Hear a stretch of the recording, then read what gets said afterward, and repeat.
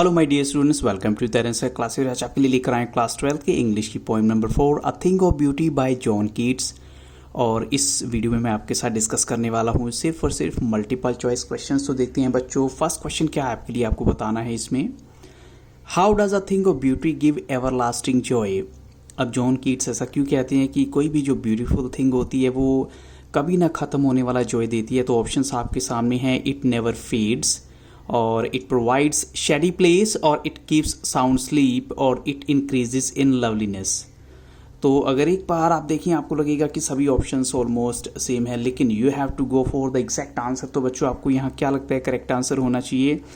तो बच्चों यहाँ करेक्ट आंसर है ऑप्शन डी, जिसमें ये बोला गया है कि इट इंक्रीजेज इन लवलीनेस, यानी इसकी जो लवलीनेस है it always keeps on increasing.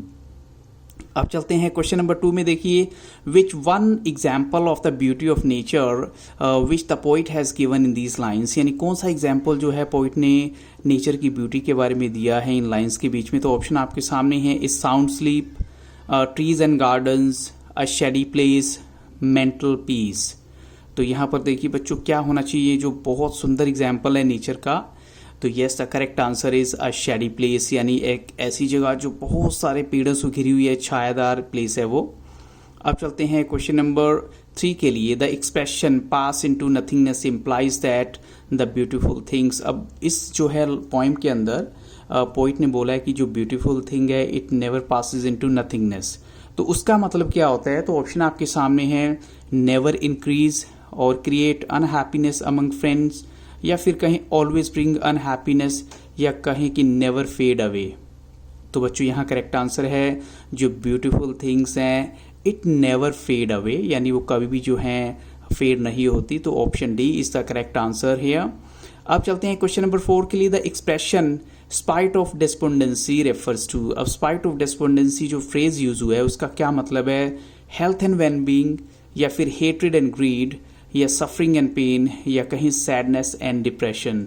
तो बच्चों जहाँ पर भी डिस्पोंडेंसी की बात आएगी, डिस्पोंडेंसी का मतलब होता है डिसअपॉइंटमेंट होती है, और हेटेड वाली फीलिंग भी हो सकती है, लेकिन आपको डिस्पोंडेंसी को एग्जैक्टली आपको देखना है, इसी को फॉलो करना है। तो यहाँ पर करेक्ट आंसर होना चाहिए डिप्रेशन, यानी sadness and depression is the exact answer. क्योंकि हेटेड के साथ ग्रीड गिवन है तो ग्रीड यहाँ ऐड नहीं होता, लेकिन सैडनेस और डिप्रेशन जो है वो डिस्पेंडेंसी को रिफर करते हैं। तो करेक्ट ऑप्शन है यहाँ पर ऑप्शन डी।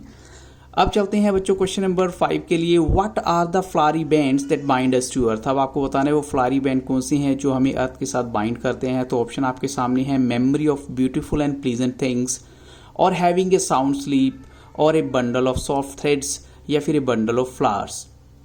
तो बच्चों यहाँ करेक्ट आंसर है, जो फ्लारी बैंड है वो एक्चुअल में memory of beautiful and pleasant things है, उनके बारे में कहा गया है कि ये एक्चुअल में हमारे लिए बहुत बड़ी एक मेमोरी बन के रहती हैं, जो सुंदर और खुशी देने वाली चीज़ें होती हैं। तो option A is the correct answer. अब चलते हैं क्वेश्चन नंबर 6 के लिए।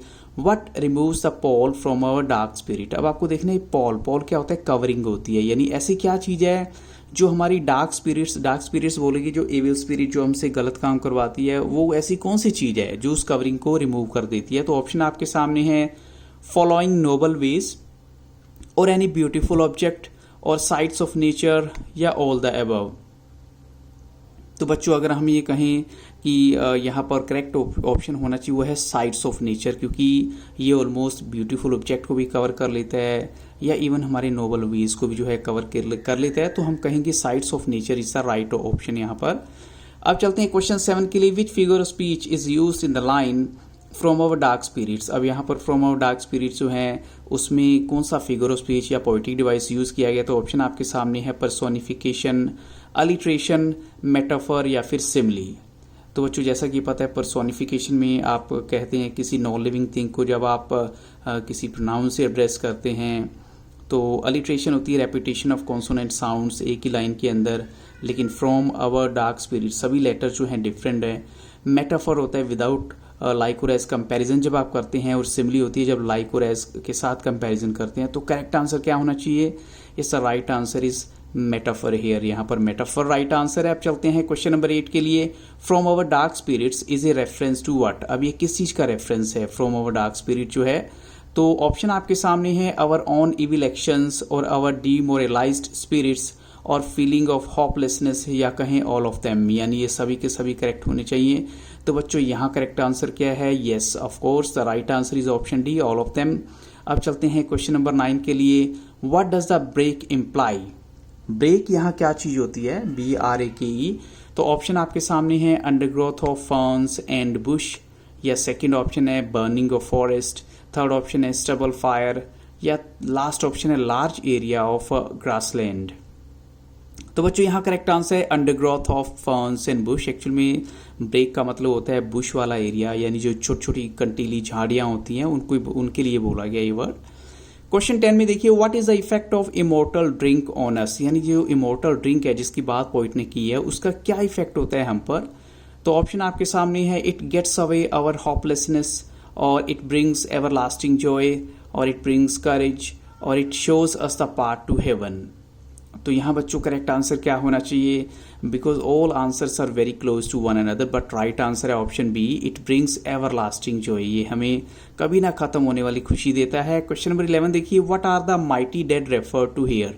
यानी जो माइटी डेड है वो यहाँ पर किस चीज़ का सिंबल है? हीरोज का, द डेड पीपल का, ग्रेट एंसेस्टर्स का, या फिर स्ट्रॉन्ग एंड पावरफुल, कुछ लोग ऐसे उनके लिए यूज़ किया गया है। तो बच्चों यहाँ पर करेक्ट आंसर है ऑप्शन सी, जो हमारे ग्रेट एंसेस्टर्स हैं, यानी जो पूर्वज हुए हैं, उनके लिए ये वर्ड यूज़ किया गया माइटी डेड।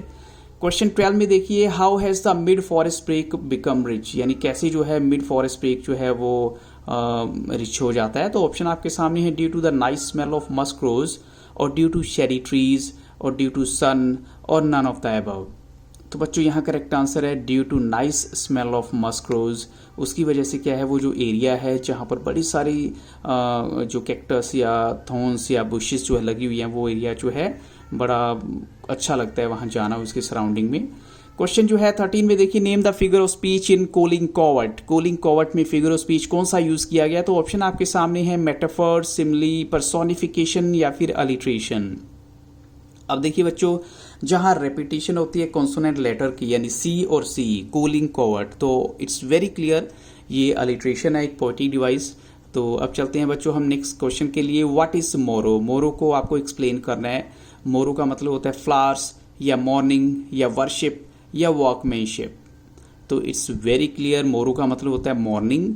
तो अब चलते हैं बच्चों नेक्स्ट क्वेश्चन के लिए। ग्लूमी मीन्स, ग्लूमी का मतलब क्या होता है? सैड, या फिर सैड, या फिर ब्लूमी, या फिर ब्रेव।